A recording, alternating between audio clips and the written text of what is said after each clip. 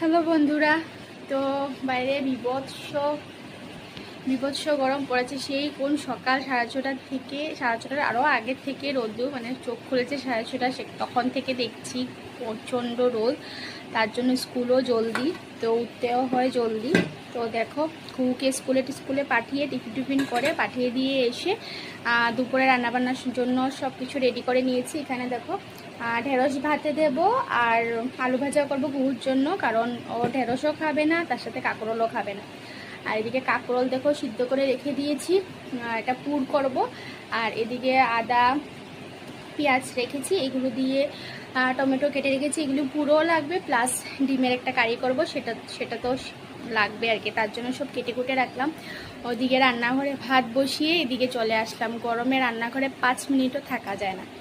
তো চলো রান্নাগুলো করে নিই, তারপর তোমাদের সাথে শেয়ার করছি।